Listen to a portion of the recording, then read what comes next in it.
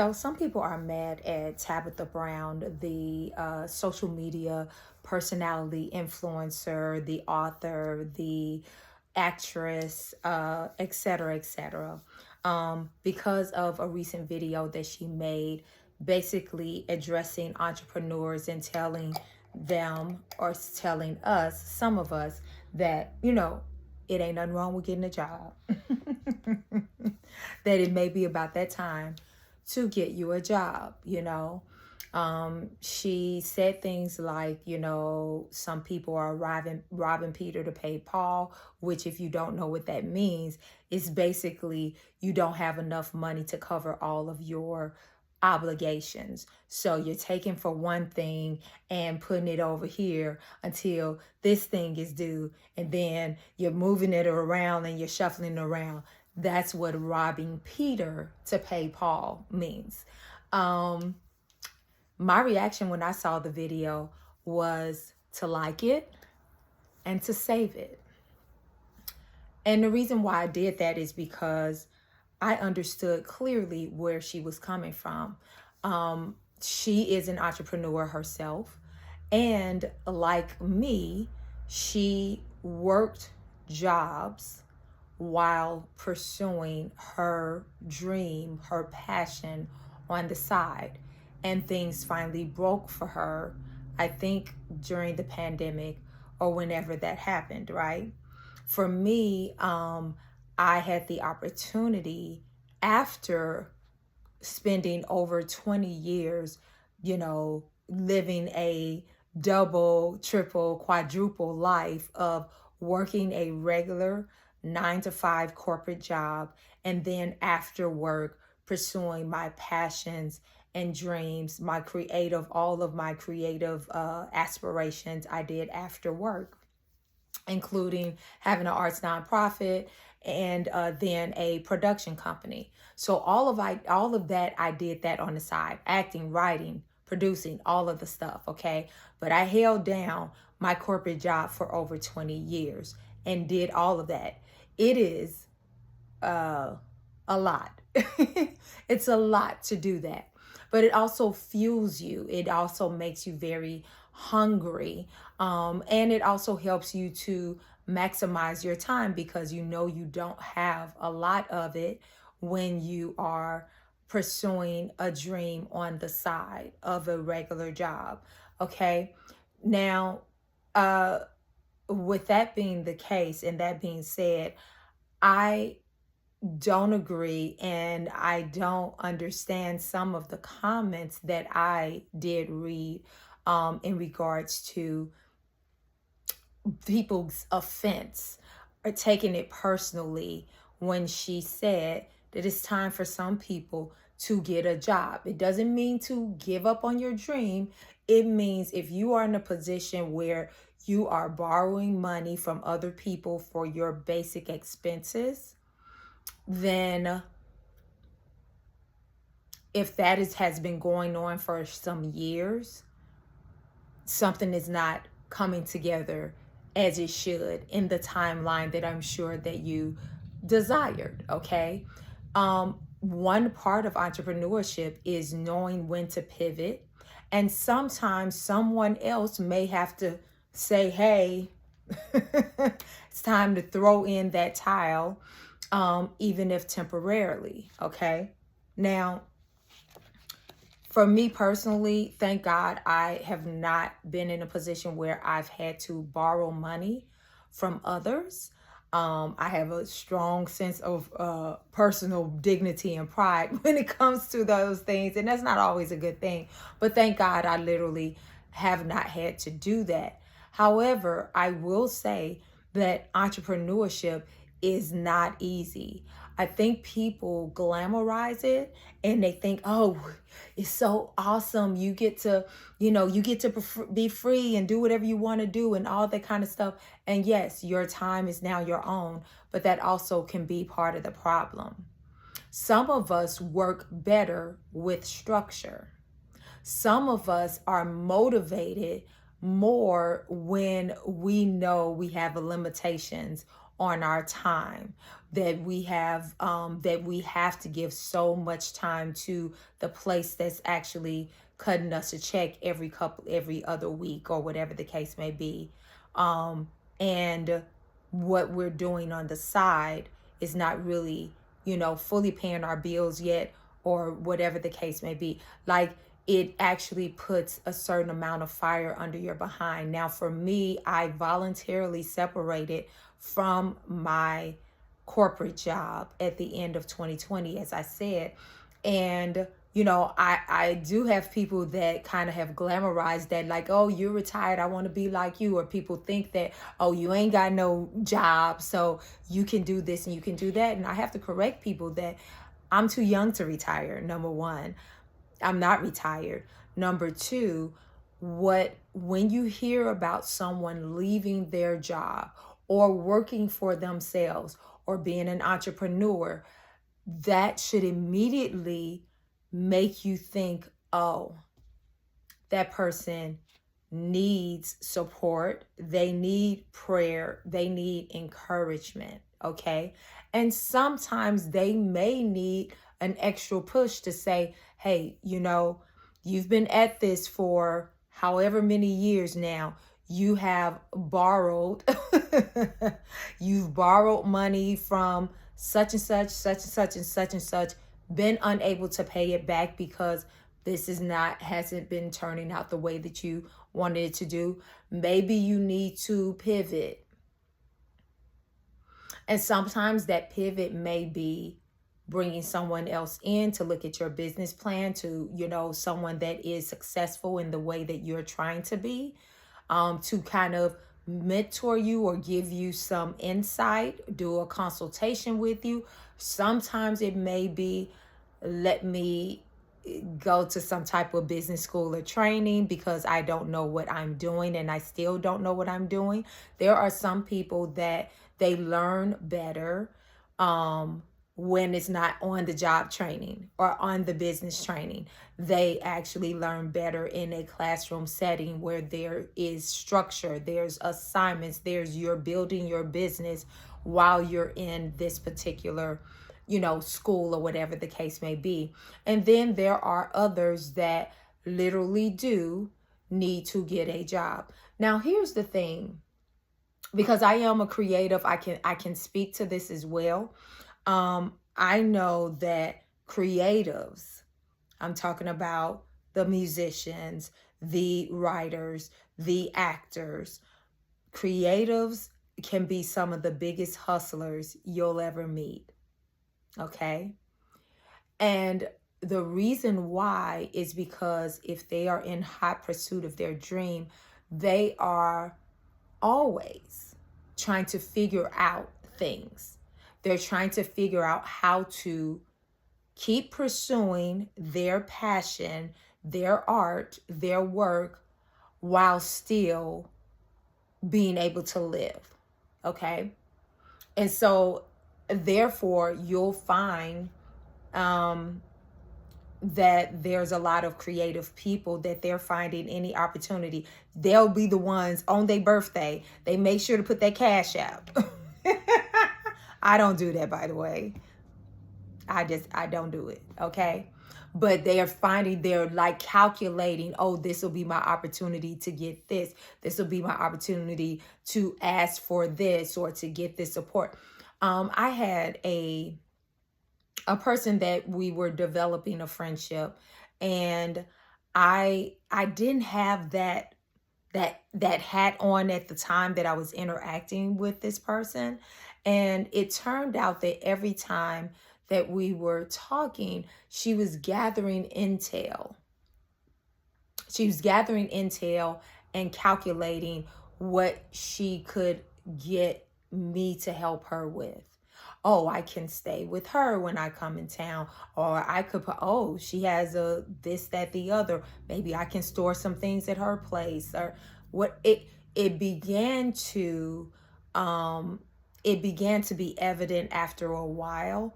And here's what I want to say to those who are pursuing a dream or a passion. Everybody has a dream and a passion. Some people know what it is and others don't. But everybody has something they're trying to do. No one owes you support.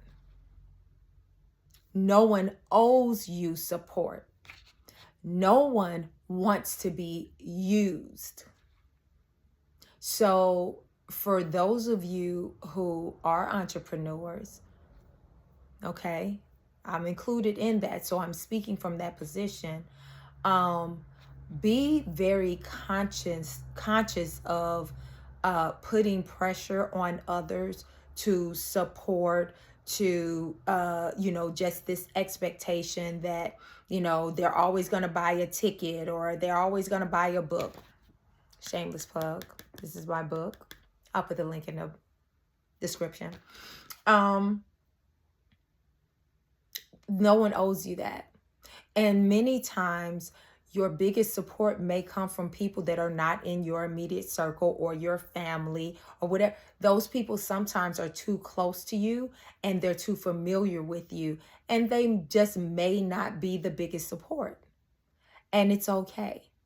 Don't get angry with them. I truly believe that there are people that are divinely earmarked by God to support you, to help you at different seasons of your life and your journey. So whatever that looks like, that's what was supposed to happen. So if you're looking at someone and you think they should be, because they could do this particular thing for you, then you're looking at the wrong person. You're having expectations of an individual. If they're not doing it, maybe they're not supposed to do it. Maybe that's supposed to come from someone else. Don't get angry. Don't get entitled, okay? Sometimes, especially people who are pursuing a passion or whatever, we can look at everyone around us and we're calculating. And people who are in those like sales or network marketing companies are notorious for, that's part of the process, okay? Ask me how I know.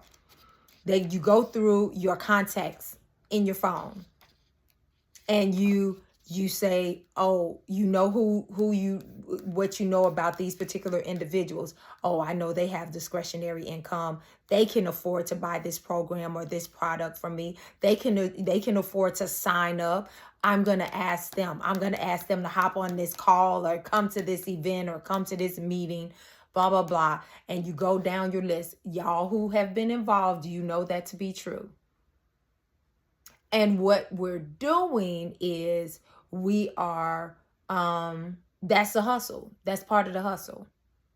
And you're like looking at the ones around you. And some people actually have the nerve to get angry or attitude with people because they don't want to be involved. You are making your own choices. Here's the thing about entrepreneurship as well.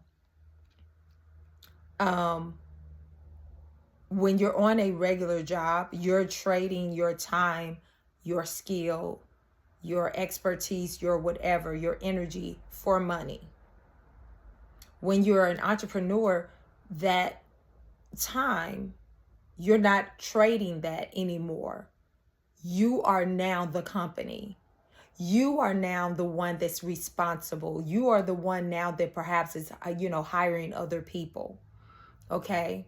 So it's on you now. So your time is also on you. And that can be a struggle for some of us. I know for me, I'm 5 years in of this year will be the 5th year come December, where I have been out of my corporate job since the end of 2020, as I said. And I am not glamorizing that junk for anybody.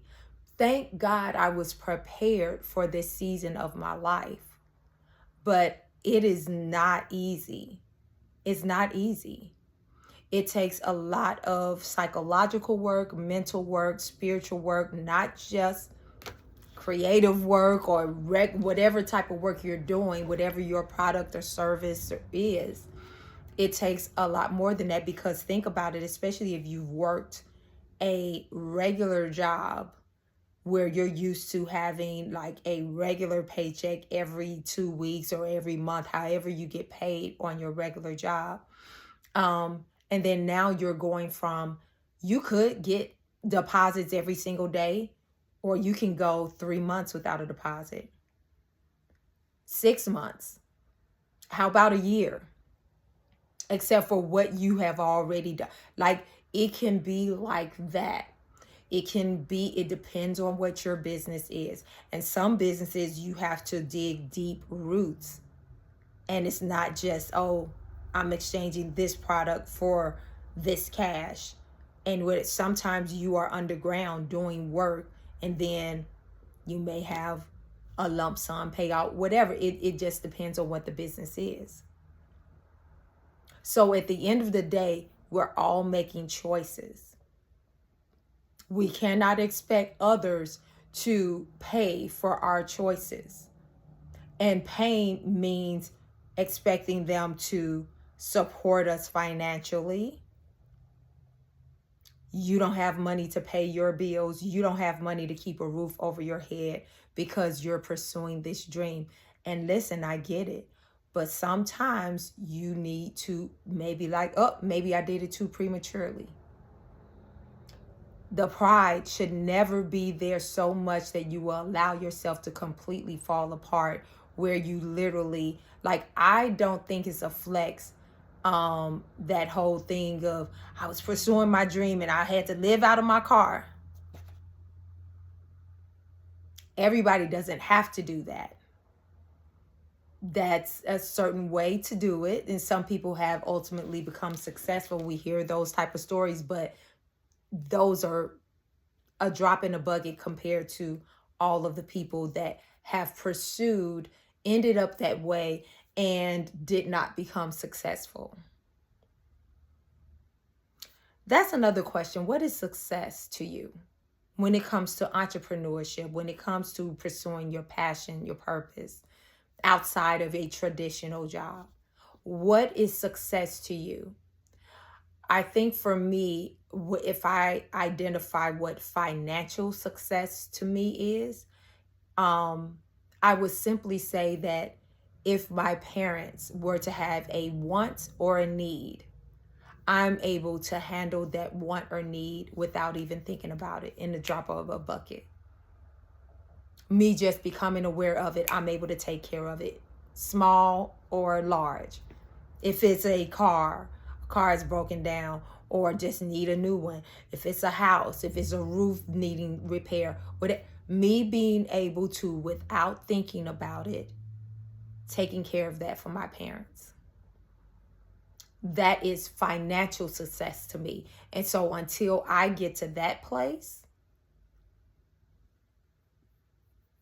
I'm cool, but I'm not where I want to be, because I want to be there.